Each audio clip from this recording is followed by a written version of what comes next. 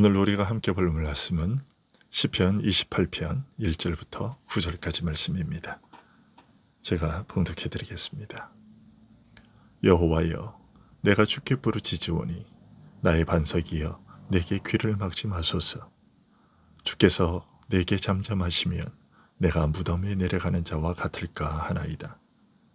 내가 주의 지성소를 향하여 나의 손을 들고 주께 부르짖을 때에 나의 간구하는 소리를 들으소서.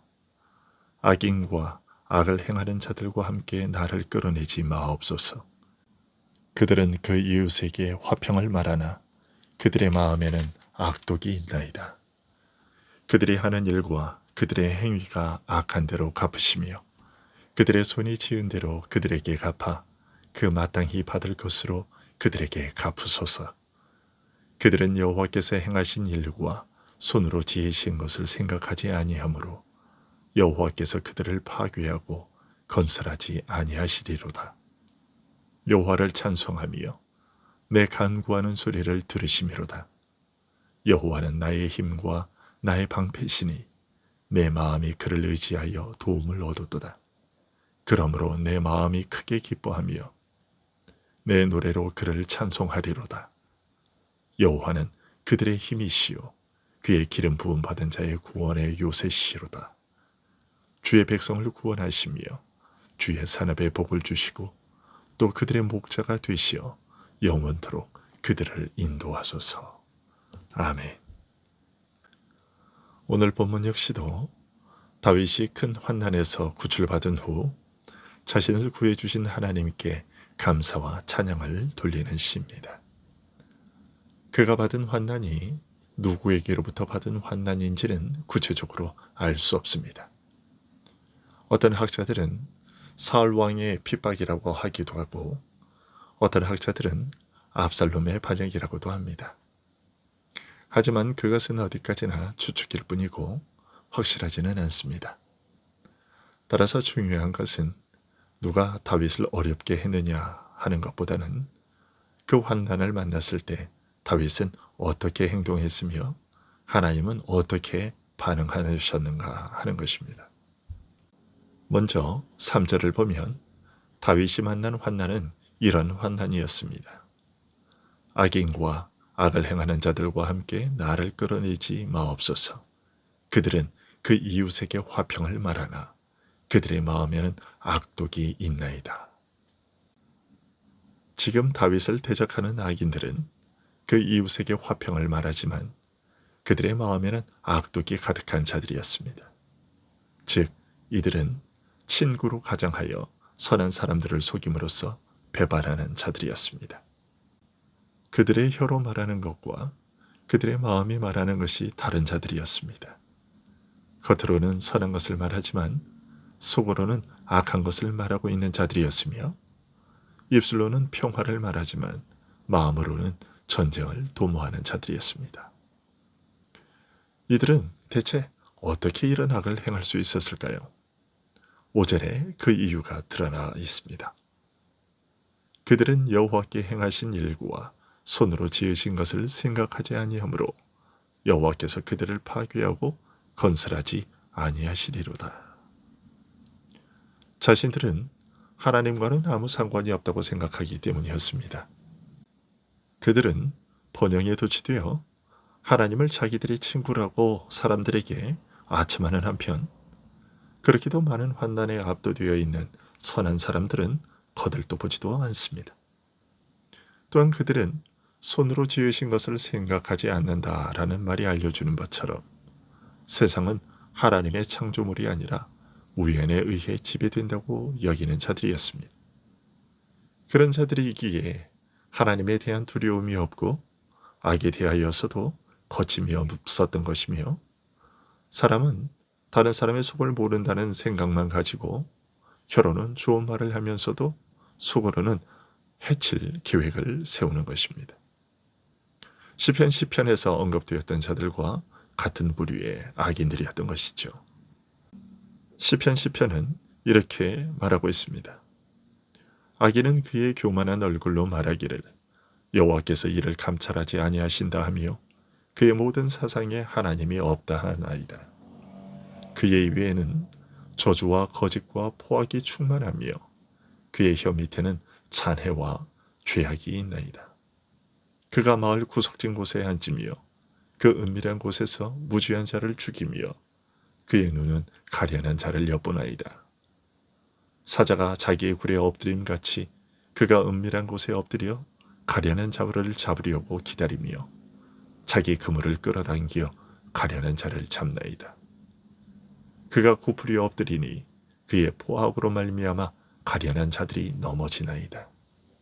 그가 그의 마음에 이르기를 하나님이 잊으셨고 그의 얼굴을 가리셨으니 영원히 보지 아니하시리라 하나이다.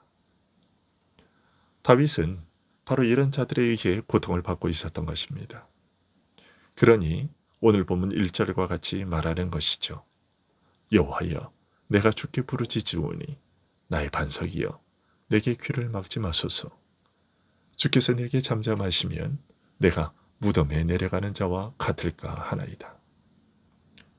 어찌 그렇지 않겠습니까? 하나님에 대한 인식이 전혀 없는 자들이기에 의인을 해하려는 그들의 계획은 적당히라는 것이 없고 자신들이 목표로 삼은 자가 무덤에 내려가는 지경에 이르기까지 거침이 없는 것입니다. 그러기에 다윗은 하나님께 부르짖지 않을 수 없었던 것이죠. 하나님만이 구원의 반석이 되시기에 하나님만을 의지하고 그에게 도움을 호소하는 것입니다. 이것은 우리들도 마찬가지지요.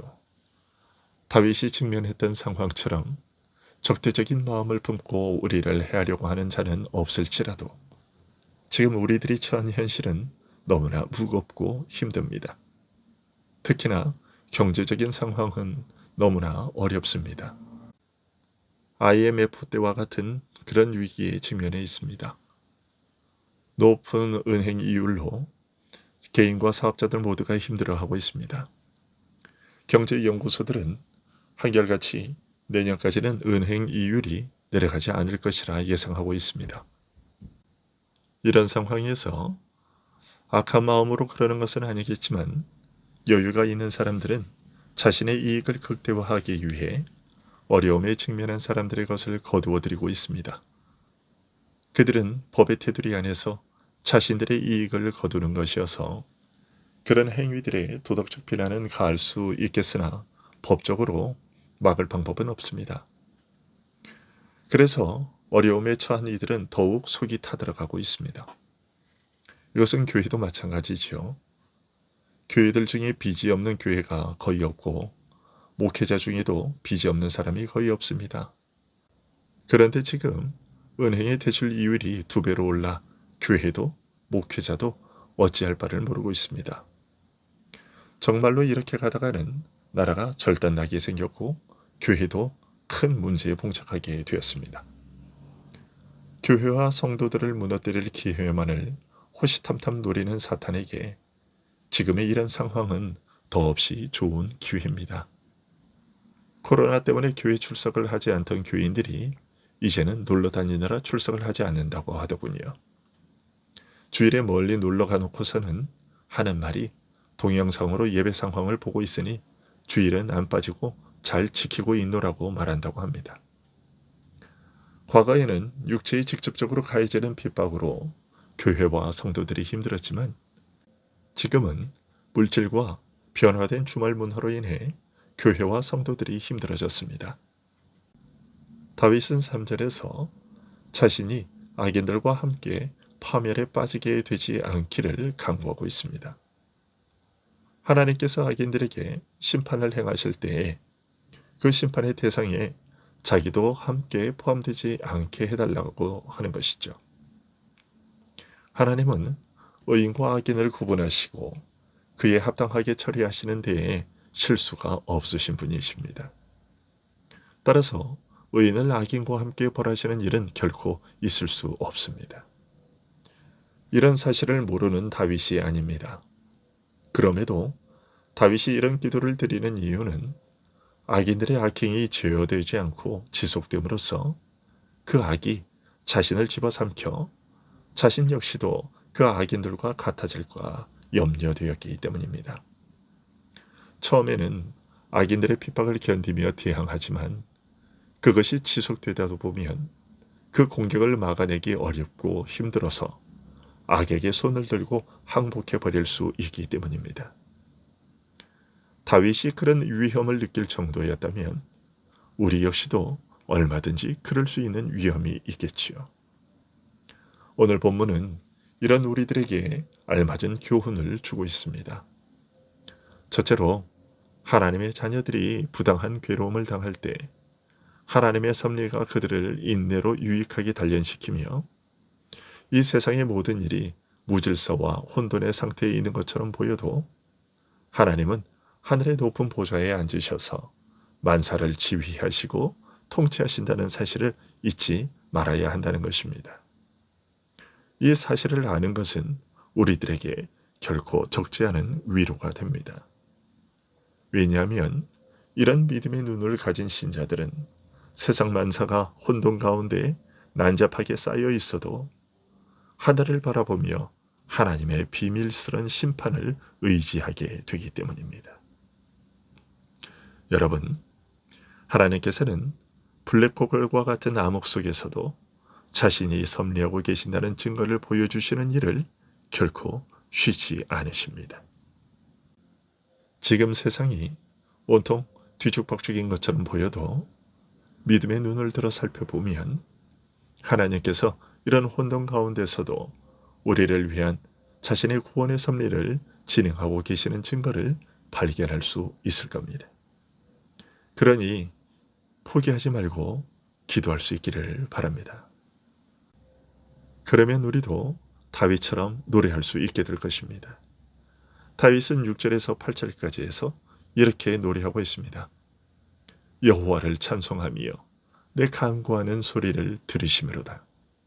여호와는 나의 힘과 나의 방패이시니 내 마음이 그를 의지하여 도움을 얻었도다. 그러므로 내 마음이 크게 기뻐하며 내 노래로 그를 찬송하리로다. 여호와는 그들의 힘이시요 그의 기름 부음 받은 자의 구원의 요새이시로다. 이 고백이 우리의 입술을 통해 나올 때까지 구절의 기도를 중단하지 맙시다. 주의 백성을 구원하시며 주의 산업에 복을 주시고 또 그들의 목자가 되시어 영원토록 그들을 인도하소서.